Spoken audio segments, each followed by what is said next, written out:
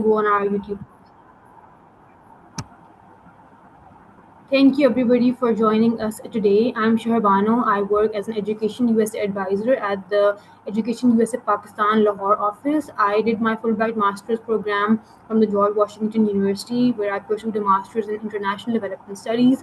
Today, I'm joined by Colleen Thapalia from New York, from Clarkson University. She's going to be presenting on writing a winning application for STEM-focused graduate programs in the US. Thank you so much, Colleen, for taking out time for us and being with us today. I'm going to go ahead and give you guys a short and brief introduction of Education USA Pakistan. I hope that everybody can see my screen. I will be showing my screen. I think everybody should be able to see my screen now. Yes. Okay, great. So, Education USA is known as the US Education Foundation in Pakistan. We provide advising in Karachi, Lahore, Islamabad. We have 3 offices in each of these cities, and we provide you with personalized guidance. So the Fulbright program is a flagship program, and we support Pakistani students in pursuing graduate education in the US. So the Fulbright program is for students who wish to pursue either a master's or a PhD in the US, and it's a fully funded scholarship. It provides support not only for the tuition fee but also for living costs, which includes a stipend, transportation, food costs, and even a return airfare ticket. So, what is Education USA? So, Education USA is present wherever there's a US embassy. We are a part of the US Department of State, and we provide you with accurate, current, and comprehensive information to pursue your education in the United States. And we also offer resources and advice on how to find the best fit university. So, what all services do we provide? We provide one-on-one advising. You can either visit one of our offices or schedule a one-on-one virtual advising call with us. We also have free in-house or virtual sessions like the one we're doing right now, and we also offer free workshops for sanitized tests, including the GRE, SAT, and TOEFL. You can also access our resource library. So, in addition to our offices, our advising centers, we do have Lincoln Corners all over the country, all over Pakistan. We have 5 Lincoln Corners in Punjab. The one in Lahore is inside the Qaid-e-Azam Library. We have one in Sargodha, in Faisalabad, Multan, and Bihari. And if you visit these Lincoln Corners, you can pretty much get access to our resource library. You can get access to a read up on books on standardized tests like the GMAT, GRE, SAT, and TOEFL, and we also have books on the American culture and what it's like to live in the US as an international student. So what you can do now is that register for our free advising services. So you will be receiving weekly updates on all of our upcoming events and webinars. You can email us at lahore@educationusa.org if you have any queries. Follow us on social media at EducationUSA Pakistan. We have accounts on Facebook, YouTube, X, and Instagram. We upload all of our webinars on our YouTube page, and this one will be uploaded there as well. So feel free to check back there for the recording. And also, if you need any information on the US visa or applying for a student visa, go to the usembassy.gov website. We do have some events lined up for you guys in collaboration with the Lahore Consulate as well. So feel free to follow the Lahore Consulate on Instagram, X, and Facebook to receive updates on any events that they might be doing with us or otherwise. That's it for me. I'll hand it over to Colleen now. Okay, well, this is great. I'm just starting my day with you. It's about 9 a.m. So I know you're wrapping up your workday going into your evening on your side. So I appreciate you taking your time to spend some with me. I'm going to go ahead and share my presentation and we'll go through it. I hope we'll have time for questions because I have just a lot to share. I have uh, a lot of experience working in graduate admission, and so much to say. Can you see my slides? Can someone just put in the chat that you can see the slides? So I work at I Clarkson. can't see. Yes, Sorry, I can't see your screen right now. I think you let me have try to. again. Yeah.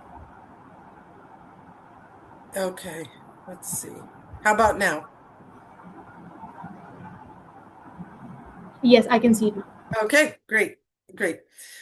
Well, as I said, my name's Colleen Thapalia from Clarkson University. Clarkson's located in New York State, in the northern part, in a town called Potsdam. And we're a STEM-focused university. I'll share a little bit more about that in a moment. But this session is focused specifically on preparing a winning application for graduate admission in STEM in the USA. And I will make some remarks about master's admission and some about PhD admission, so I hope I cover everything that you might need. Okay, let me try and okay. So again, that's me. And that's a picture of Clarkson in the fall when most students begin their studies. And that's to show you just how beautiful it is in the Northeast, in the United States. Okay, so a little bit about Clarkson. We're an R2 university, which means we're research intensive, but we also focus on undergraduate education. So many universities are one where they're super focused on research, but we are also focused on research. Our focuses are engineering, science, business, sustainability, and issues like that. We are known for our return on investment and outcomes. Students do very well in their careers after they leave Clarkson. We have a 97% placement rate at graduation. We have small class sizes, which are a benefit to the international students, lots of research opportunity, and OPT and STEM OPT pathways because most of our programs are STEM eligible. It's a very supportive campus because it's not huge and people do get to know you.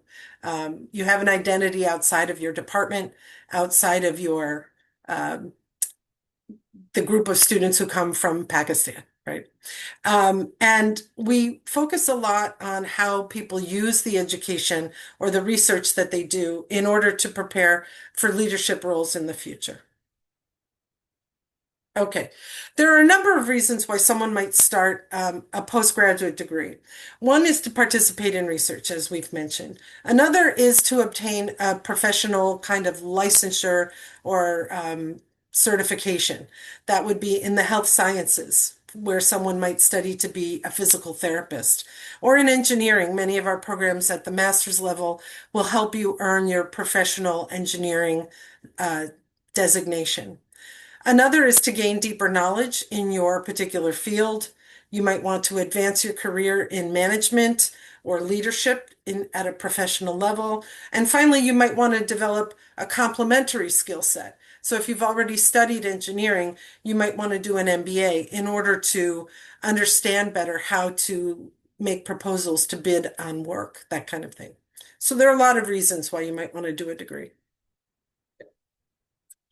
Okay. And what do I mean when I said winning? Com Putting together a winning application. What do I mean by winning? I mean one that shows that you are prepared academically, that you have research or technical skills that will contribute to your success at the graduate level, that you have clear goals and objectives, that you're not just doing this because your mom and dad want you to do it or some reason like that. And finally, you want to show with your application that there's a good fit between your background and the program that you're applying to. And so from here, we're going to look at each of these materials that you compose your application of in order to make sure that they meet these criteria. Okay. Okay, so first you have to choose where to apply. That's super important, right? And you're going to prioritize fit. What is it you want to do, and can you do it at that institution? You're going to focus more on fit than on rankings. And I'll give you an example of that in just a minute. You're going to want to do your homework.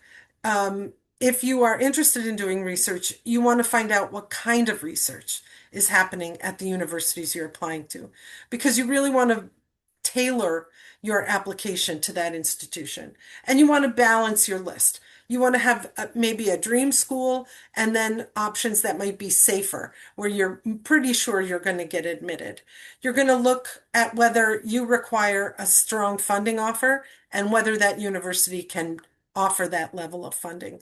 It's no use applying to universities if they don't have the funding for you and you require a big funding package. And you might also, so that leads me to the next point about budget-friendly alternatives. One of the things that happens when you're choosing to apply is you look at the application fee. So my pro tip here is that many U.S. universities will offer an application fee waiver if you attend one of their information sessions or other kinds of webinars online. So don't be afraid to ask about that. Okay, this is a lot of information, I know, but this is Clarkson as a case study for fit versus rankings. Clarkson's rankings are totally fine, don't get me wrong. We're ranked highly in the US News and World Report and in other forums, but focus on the data that matter. The placement rate at Clarkson, it's 97 or 98%. Look at the companies that recruit from that campus. Where are the graduates working after they finish? And look at the strong return on investment. At Clarkson, the early career salary averages around $90,000 a year for those with a graduate degree. And that's a very high salary in the United States. You're going to want to look at the connection to industry. So at Clarkson, we have a lot of research that's funded both by the federal government and by industry. We have industry partnerships, and students can do a lot of hands-on work in the labs, and also they can get summer internships, things like that. And you're going to want to look at the academic experience. So if you were looking at Clarkson, you'd see small class sizes, curriculum that's relevant to industry, and industry councils helping advise our faculty. So at Clarkson, we focus on the personal touch. Students have high satisfaction in the surveys that we do, and they get the right kind of career and mentorship. So you might see a ranking that says, that's a respectable institution. But when you dig down, you see things that might meet your needs more closely than students who might be looking for, the kind of campus that has 40,000 students. We have 4,000 students. So it's a totally different kind of environment. And that's what I mean when I say focus on the fit. Okay, so let's look at the anatomy of an application piece by piece, and then you'll know how to create that winning application. First, there's the application form. This is just a picture of or a screenshot of Clarkson's application. You set up your account. It's a portal system. Most universities are using that kind of system. So you're going to have your application form. That's the basis. And then these other pieces that are mentioned here, the SOP or statement of purpose, the resume or CV. Not all universities require that, but it's always good to submit it. Transcripts, letters of recommendation, test scores, those are all required at all schools. And then supplemental information. Okay, let's go through those, pardon me, one by one. Okay, the statement of purpose is where you talk about your professional and research goals. You might talk about areas of study that excite you and why, and link that back to the university you're applying to, which is to say, don't send exactly the same SOP to every university you apply for. It should be tailored or edited to match that particular university's strengths and programs. In your SOP, you can refer to your past projects and the technical skills that you have. You don't need to go into that in great detail because your resume or CV will also be there. And then your personal reasons for choosing this particular university. You're going to really, like the pro tip there says, focus on your specific goals and have a clear focus. You don't want to start your statement of purpose. I've always wanted to be a scientist or, to get a PhD in engineering, because that probably isn't true when you were in, early in your high school, you probably didn't really know what you wanted to do. So be a bit more specific. Okay, the next piece for a really great STEM application is the CV or resume. It should be up to date. So if you say you're going to graduate in 2025 and you've already graduated, then it shows a lack of attention to detail. So make sure all of the details on the CV or resume are completely up to date. If you don't have a work history, I wouldn't sweat it, but make sure that you put any projects or relevant volunteer experience. You might pump that up a little bit more to provide some detail and context for the experiences that you've had. And include stuff that doesn't really fit elsewhere on the application. The CV or resume is really a great marketing tool, right? It's a way to get into the application information that you really want people to know. So, as with the issue of not having a lot of experience, if your final year project was relevant to what you want to do at the graduate level, you would want to explain that in more detail, as well as any internships, even if they were not paid. And also you can include certificates or badges that you may have earned online um, to show that you are really a lifelong learner, right? That you have that um, passion for your studies. Um, it's good to get help from Education USA or others with US expertise to help you finalize that resume. And don't be afraid to link to an online platform or an online portfolio like GitHub or ResearchGate. Um, Let me just say that I know that a research resume and a CV are not the same, right? A resume is a more US style document. You put your most recent experience at the top and go backwards chronologically, whereas a CV puts the longest ago experience and then goes chronologically forward. But the information on a CV or resume can be about the same. So that's why it doesn't matter which format you use. The one thing I would say is make sure that you don't put information on the CV that might be common in Pakistan, but is not common in the United States. So we would not put things like our age, our marital status, our religion. Um, what are some of the other ones people include? Those are things that are actually can cause bias in the United States or are perceived to cause bias, so we don't include those. Okay. Transcripts are probably the most important part of your graduate application, and you don't really have any control over them. I mean, these are studies that have already happened. So don't worry about a bad grade in one class or something like that. There's nothing you can do about it. So you just have to put you just have to put the transcript in the application. Um, what will the faculty look at in the transcript?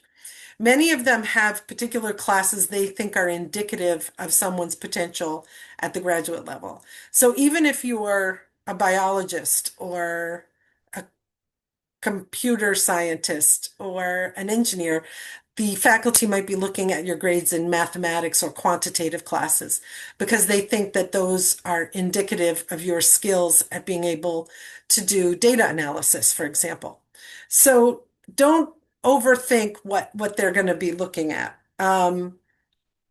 They might look at your overall GPA or CGPA and your GPA in your major subject. And also make sure to include when you're making scans of your transcripts to upload into the application, make sure to include the backside of your transcript because that's usually where the grading scale is explained. And that's super important, right? Because in the US, if you get a 75%, it's almost like you failed. It's a low passing grade. But in many institutions in Pakistan, a 75 is considered a wonderful outcome for a class. So make sure you include that grade description or key that probably appears on the back of your transcript. If it does not, you might want to go to the website of your university and make a PDF of the grade scale and upload that with your transcript to make it easier for the faculty to properly interpret the grades that you received. Okay, so we move on. Letters of recommendation. You'd be surprised. I have 2 slides about letters of recommendation. Um, I'm going to give the troubleshooting thing first. Most of the applications will have you provide the name, designation, and email of your recommender, and they'll have an automatic system to send the request for the recommendation letter. But sometimes recommenders have trouble receiving these because they go into a junk mail or a spam folder. So you can resend the link, or you can give the recommender an email to send the letter to, but make sure the recommender knows that you've recommended them, that you've asked them for the recommendation, and that this email should be forthcoming. Um, if you're applying for a research STEM program, your recommenders should all be related to research. You really don't want any sort of supervisors from jobs or things like that. You want people who have seen you in a research context. So they've been a mentor, um, they've been an advisor. If you did an internship that involved research, it could be your supervisor from that internship. If you're applying for a professional program like an MBA or something like that, that may have a STEM focus but is not research oriented, a balance of former professors and professional recommenders is perfectly fine. Um, as I said, we use email as the way to reach the recommenders. Double, triple check the email that you're providing to reach your recommender. If there's a choice, give the recommenders organizational email rather than their personal Gmail or other kind of generic Hotmail, whatever. And if there's a survey style form like there is for Clarkson, the recommender should complete the surveys part of it and upload the letter. Okay. We do not like, and most universities are like that. We do not prefer that the students provide the recommendations. Students will often say, well, my recommender's really busy. He gave me this PDF. And that's okay, but that's not the preferred process. Okay. I told you I have 2 pages because letters of recommendation are more important than you might think. For deciding on your recommenders, ask them directly if they can provide a strong recommendation. If the person hesitates in any way, like, oh, I'm really busy, I'm not sure I can get to that, um, move on and ask someone else. Just if there's any hesitation, you don't want that person, right? You want the super enthusiastic person to write your letter of recommendation. And be prepared to tell the recommender why you're asking that person, him or her. Is it because you took a class that really helped you decide on your career path? Is it because that person observed you in the lab? Whatever it might be, make sure you let them know why. It can be a pain, of course, to be asked for a recommendation, but it can be very flattering as well. I've been asked for letters of recommendation, and it can be extremely flattering when the person can tell you why exactly they're asking you. Okay, so in terms of how to do it, ask early. Give your recommenders time to craft a meaningful letter and to get to that email from the university. You should give your recommenders a copy of your statement of purpose as well as a copy of your current CV or resume. The CV or resume is pretty obvious. You want them to have all of the details and the timing correct, like the year that you started your bachelor's and the year that you ended it, for example. And your SOP helps them tailor their letter to the goals that you've expressed in your statement. And pick people who really know you, not just people who might be famous or well known in your field. Okay. This is one I get a lot of questions about related to standardized tests. The GRE and to to a degree, the GMAT, which is used for business, provide a kind of a level playing field, or that's the perception, so that you can compare applicants from widely different educational systems. For students in STEM, doing well on the quantitative scale is the most important thing. Really, the quantitative is super important. Um, Many universities are currently waiving the GRE. English proficiency is required in countries where English is not the national language. I get questions from students from Pakistan asking if this can be waived. At Clarkson, it cannot. Um, there's a lot of variation in the level of English used in different institutions and in individual language proficiency. So we do not waive English proficiency testing. And but if scores are listed as a requirement, like GRE scores, be prepared to provide them. You can ask for a waiver, but they typically will not provide it if it's listed. But for example, at Clarkson, there are only two postgraduate programs that currently require the GRE. For all the others, it's been waived since COVID. Okay. Um, This is not really a part of the application, but it can be asked on the application about your funding requirement. Most programs will automatically consider you for scholarship or assistantship funding. Um, but if there's a separate application, make sure to fill it out. Most often, though, there's a question on the application that asks you if you want to be considered, even if funding is not available. So make sure to read that question really carefully, how it's posed in that application, and answer it according to your needs. In general, master's students are likely to receive some kind of partial funding. Full funding is not as likely. Full funding meaning an assistantship with a stipend. That typically is reserved for the PhD students who will be around a bit longer and may join the program with a deeper level of experience. Um, did I skip one? No. Okay. I wanted to make a point specifically for this audience, my friends in Pakistan, about the Higher Education Commission. Um, our faculty reviewers will look at the accreditation of the university you've attended, and they'll use that as an indicator of academic quality. So that's one way HEC matters in an application from Pakistan.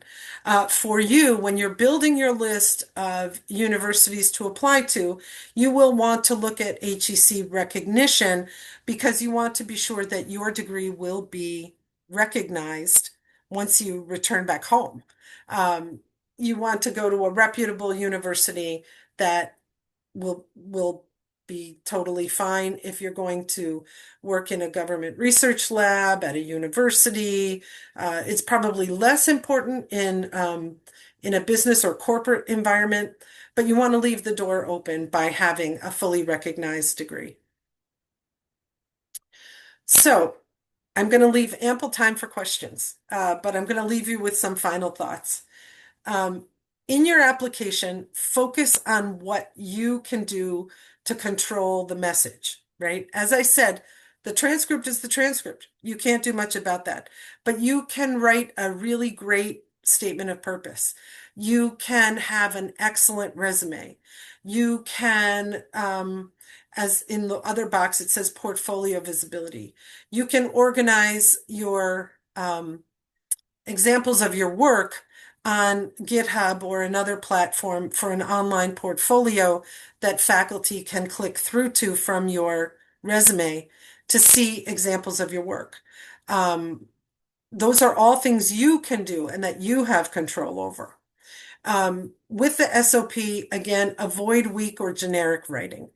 When you say, I'm applying to, and then you're going to name the university. Students who don't focus their statement of purpose say, I'm applying to your distinguished institution because. Students who are putting a little more effort into things will say, I'm applying to Clarkson University because in the statement sent to Clarkson. And they might say, I'm applying to MIT because, and that SOP will go to the Massachusetts Institute of Technology. So you want to be as specific as possible and as personal as possible. You can use ChatGPT to help you focus your thoughts, but make sure you use it sparingly in the final version, right? You want to maintain authenticity. This needs to sound like you. And ChatGPT will sound like American writing most of the time. And if you don't have that style of writing already, you don't want to fake it like that. You want to write in your own authentic way. And then I know proofreading might seem like a lost art because we can check things online and we can run things through spell check and through AI and that kind of thing. But proofreading and a meticulous attention to detail will still make a significant difference because you don't want mistakes to flip through just because they're grammatically correct. You want everything to be carefully read and prepared. I think maybe you can tell that I have a background in writing and editing because I'm focusing so much on the writing and editing. But the truth is, let's put it this way, the truth is the faculty will read everything you send them.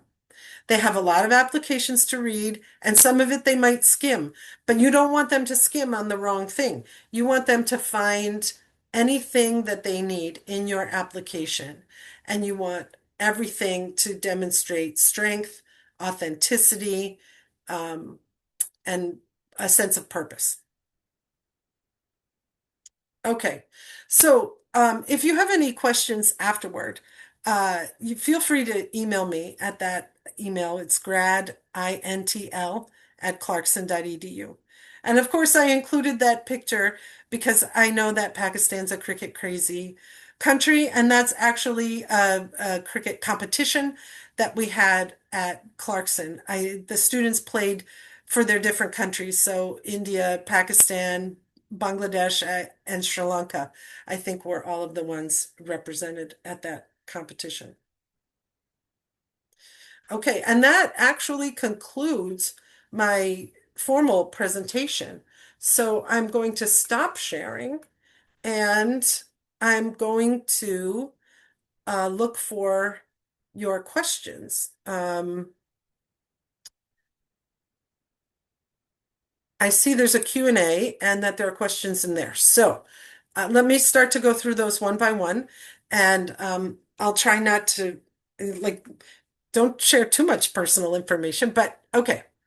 I'm currently in my second semester of BS in Commerce in Pakistan. If you want to, yes, you can complete your bachelor's degree in the United States. You would look for the application called transfer admission. You cannot just start over as a new freshman in the United States. We would require that you apply as a transfer student. But the studies you've already done will be considered, and you might earn credit for those, which will shorten the time until you finish your bachelor's degree here in the United States.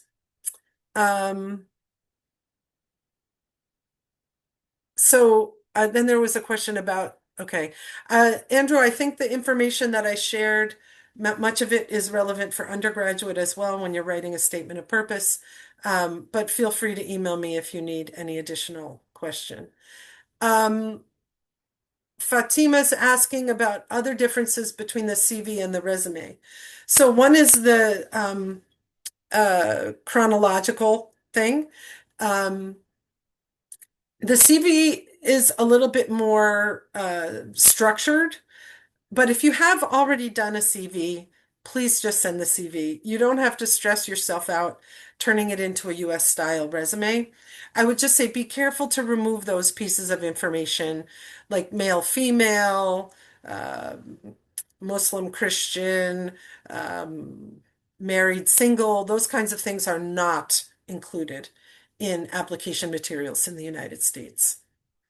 Okay, so someone else asked about the personal information. So, yeah, I hope that that's clear. In the United States, certain information cannot be asked so that we do not develop any stereotypes or discrimination against the student. That's why we don't ask the marital status, the religion, the gender, all of that kind of, the age. Um, Sometimes people ask me, can I apply for a graduate program? I'm in my 50s. And sure, you can, but you don't have to put the dates, right, on the resume or the CV. Oh, and that was the next question. Is there any age limit? No. Make sure you use the CV or resume to show what you were doing during any gaps in your education. So if you graduated with your bachelor's degree in 2019, make sure that your CV or resume indicates what have you been doing since 2019. What work have you done? What volunteer efforts have you participated in? Was there any other kind of education? So if you started a master's degree in Pakistan, but you didn't finish it, you still need to mention it and provide the transcript for it. Okay, the next question. My nephew is seeking admission in the BS program in computer science. Um, um, I'm afraid I can't help you with universities in Europe. They use a very different system than the US. So I wouldn't know what to tell you about the admission letter from a European university. I'm sorry. Um, so the next question is, I don't know how to write a statement of purpose. Can you please explain the contents and what things to include? For us at Clarkson, 2 pages is plenty for a statement of purpose. It is not a research proposal. It's if you're looking for a research master's, it would be, or doctoral degree, it would be an overview of where you think your research will go. There's tons of great resources online for writing a statement of purpose. Um, so I don't want to get into that too much now. I'm at we I'm going to get distracted. We at Clarkson in our graduate blog, we have a piece about how to write a statement of purpose. So if I have a moment while I'm answering the questions, I will jump onto that and see if I can find it for you. But if the in terms of the length of a statement of purpose, make sure you read the instructions. So for Clarkson, 500 words is a perfectly fine statement of purpose, but really 2 pages, I would say, would be more than enough. Here's a rule of thumb. Here's something to keep in mind. Someone has to read all this stuff, and you want to be respectful of the faculty's time when you're providing an application. You don't want them to get in, you don't want to have them to have to search for stuff. So keep it uh, like bright and breezy, like the headlines, okay?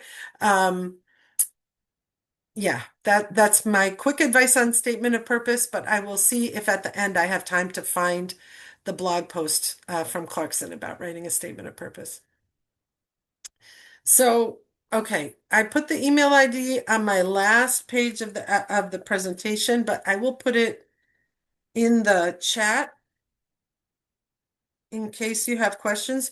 Make sure you direct it to me because that's a shared email between me and another person. Okay, and I'm happy to take your questions. Um, okay, here's a question.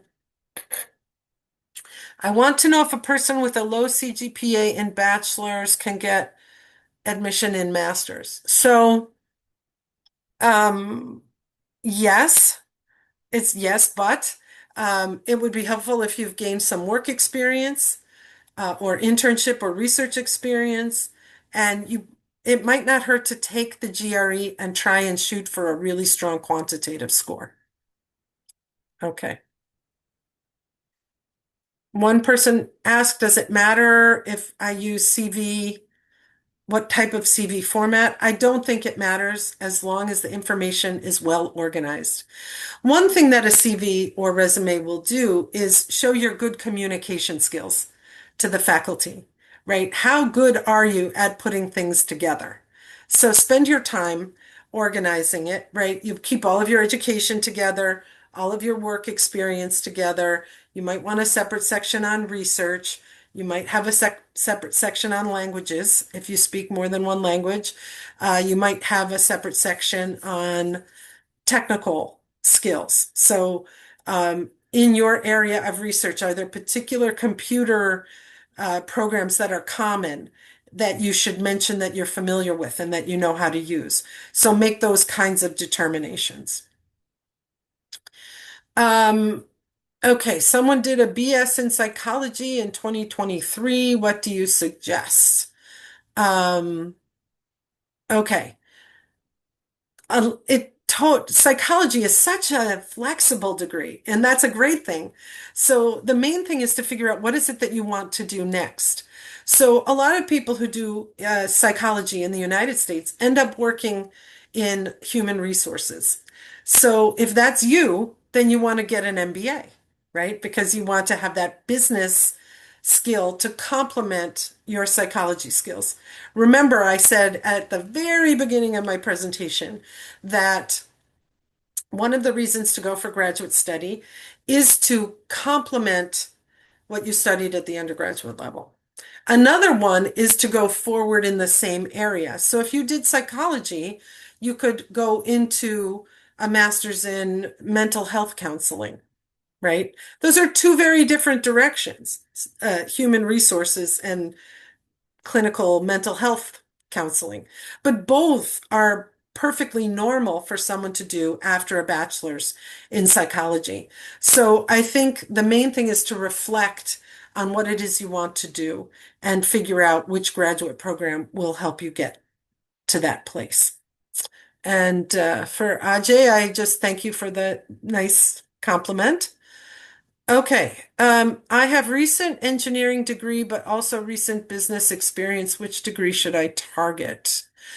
So, Ahmed, I think if you want to do STEM degree, you need to be sure that the MBA you do is a STEM MBA. And I think a lot of you will understand that STEM degrees have a particular utility in the United States, given that if you graduate from a STEM designated degree, you can stay and work up to 3 years after graduation. Um, so with engineering, there are lots of programs in engineering management which combines the engineering coursework in your discipline um, of engineering, whether that's civil, mechanical, electrical, whatever, and the business side. So you could do an MS with the management and the engineering, or an MBA in a related program. So if you at Clarkson, for example, we have two STEM designated MBAs. One is in business analytics. So that's more like the data crunching kind of stuff, and one that is in global supply chain management. So you could do either one. And that's my short answer. I would only do a PhD if you're interested in research and if the PhD is relevant for your work ambitions after graduation. Okay. I have a bachelor's degree from a university affiliated with a UK university. So, the GRE is required if the department you're applying to says it's required. But so at Clarkson, the MS and PhD in physics requires the GRE. But you could, if you wanted to do physics, and I'm only giving that as an example at Clarkson, I'm not sure what it is you want to study. But if you wrote to the admission office and said, hey, I have this UK affiliated university and here's my transcript, can I get a GRE waiver? You can at least ask, right? So if it's not clear that you'll get a waiver from the website, you can write to the admission office and ask for a waiver. And then the faculty will be um, uh, requested to review your appeal for a waiver. As a master's student in Germany, can I apply? Yeah, at Clarkson, we accept students from all different countries, right? We have students from all over the world.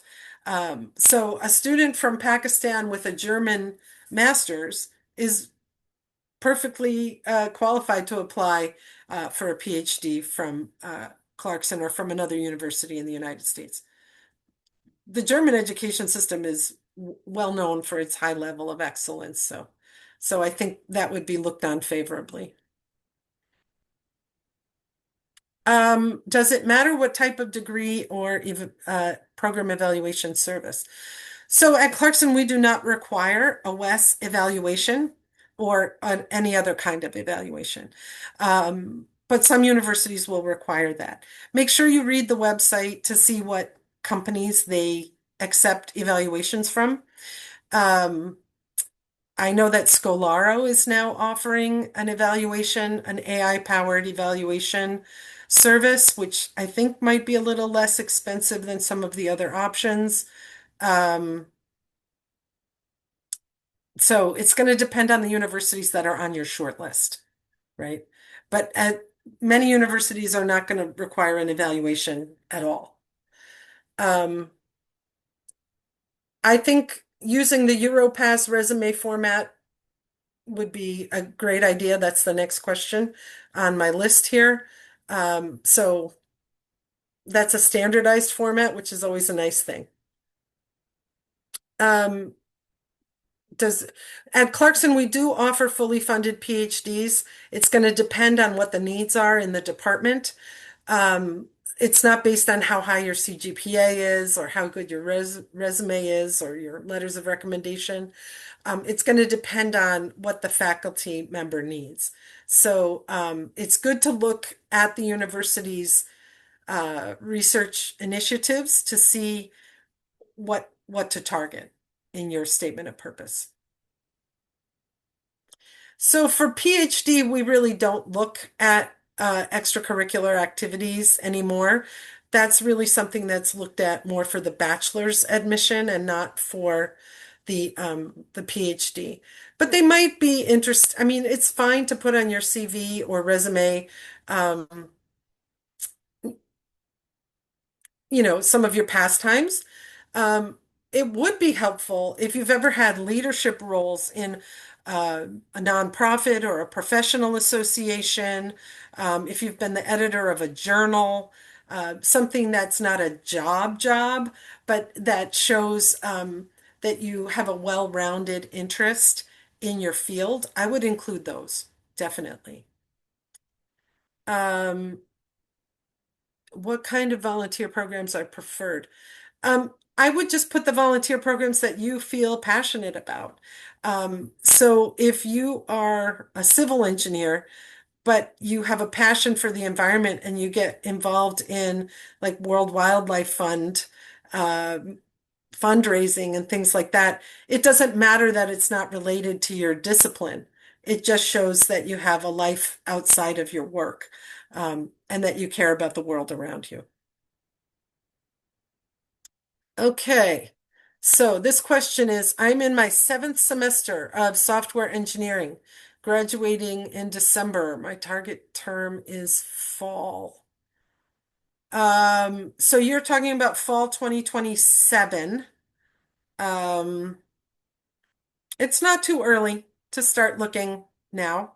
That'll give you plenty of time to reach out and ask questions, to attend information sessions, to contact friends or friends of friends who might be studying in the US and ask about what their institutions are like.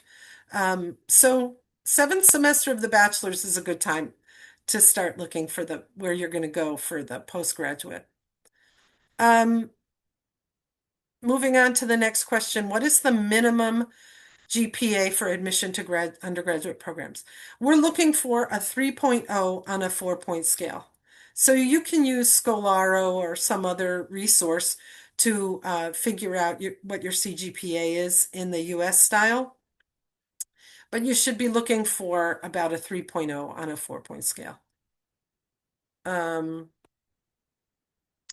Andrew's asking about real estate programs. We do not have those at Clarkson University, but there are resources where you can look for particular types of programs. First, you can just Google it or use AI.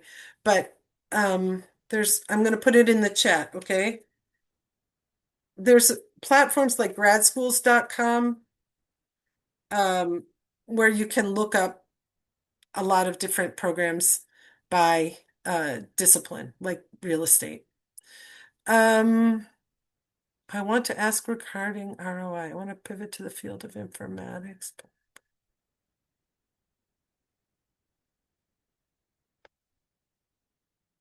This is a long question. I'm sorry, I'm reading it.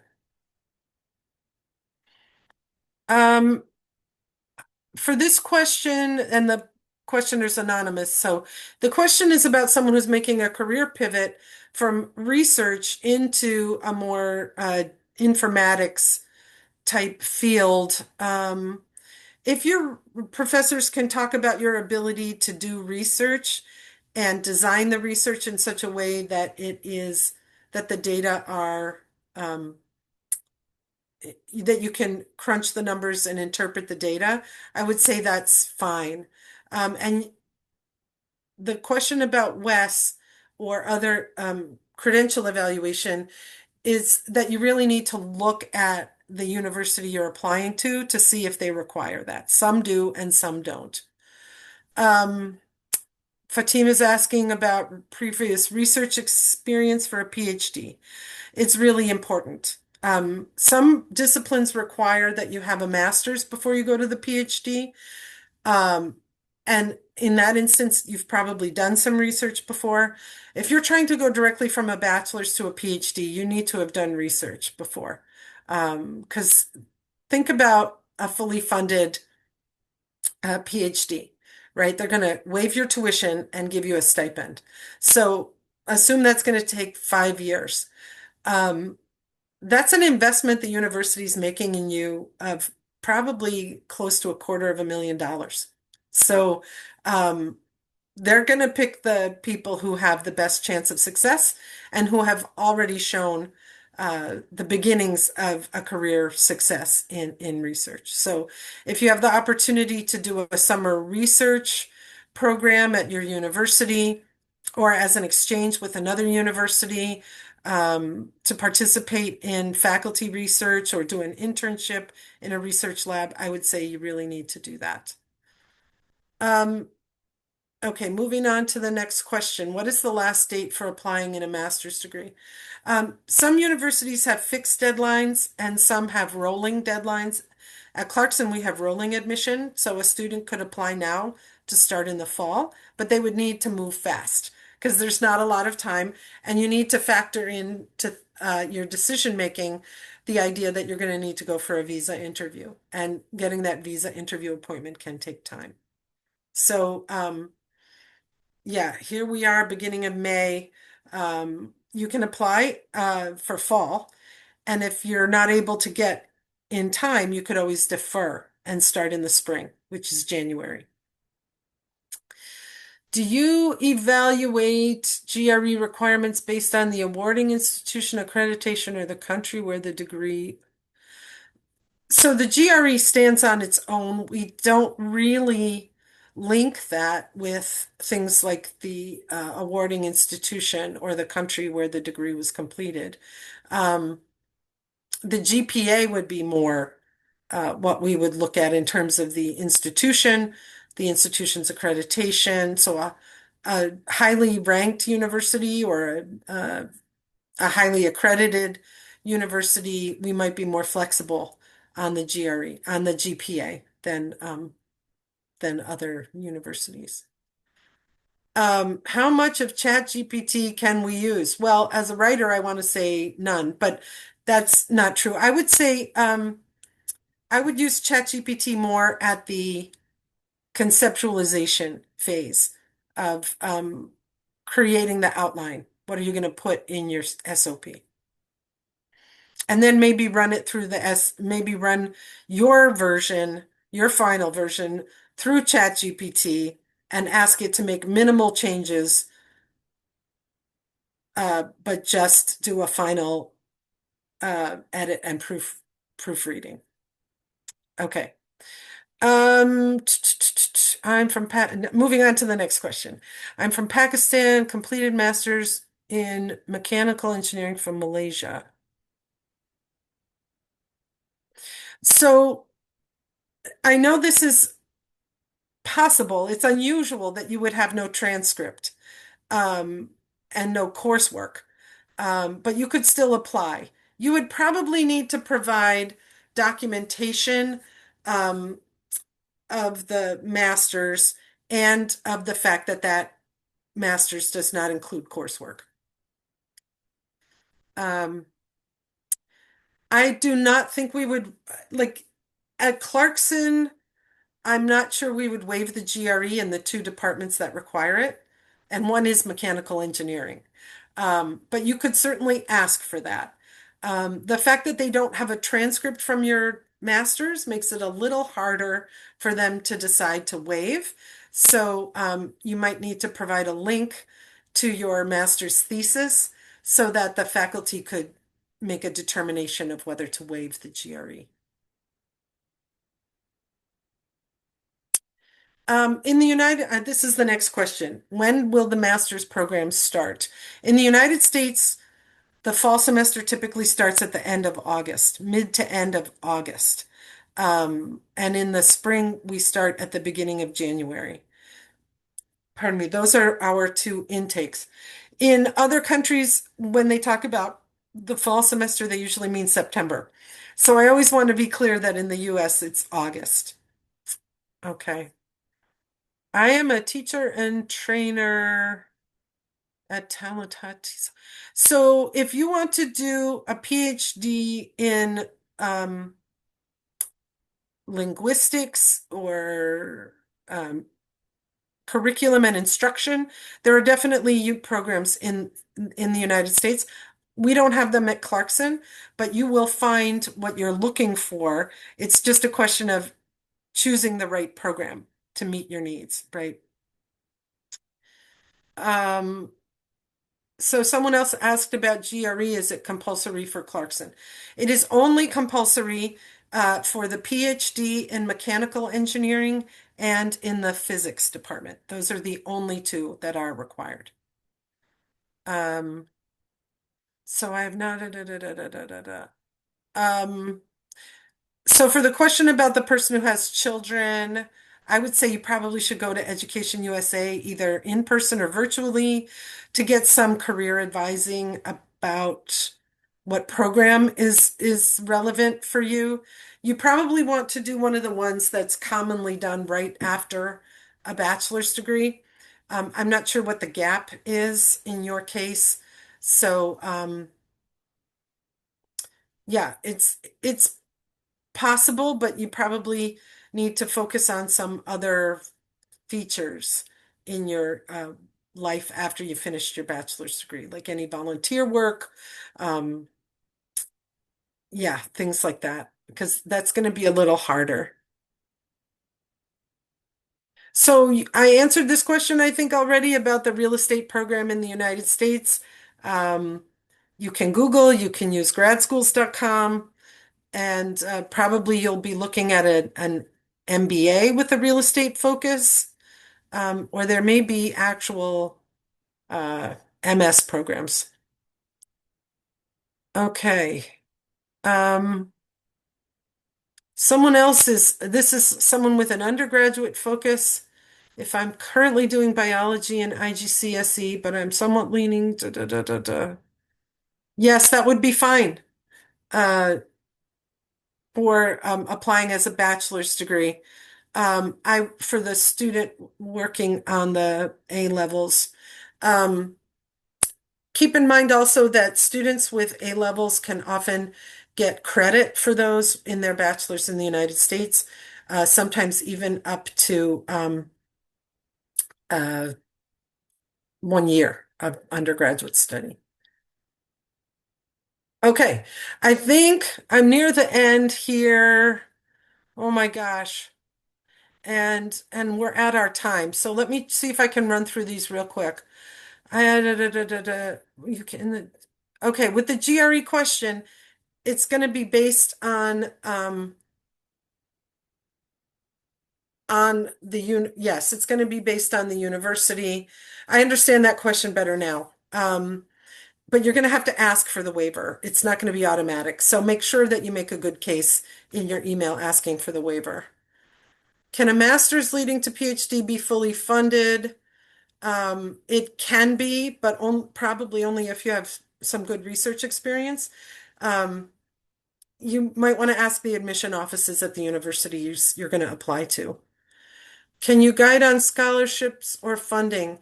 Um, so, as I said, most programs are going to automatically consider you for funding. So, when you get your decision back, if they're offering you admission, see what the funding offer is. Um, okay. Andrew, Clarkson does not have a real estate program. I'm going really quick now. Word limit for SOP at Clarkson, it's about 500 words. Um, some universities will chop off your essay if it's more than the written uh, limit, so be careful. So, Ajay, some programs at Clarkson will allow you to go direct to the PhD. Others, you apply for the master's, and once you're at Clarkson, you can apply to switch tracks to the PhD. Uh, Duration of a master's is usually 1.5 to 2 years.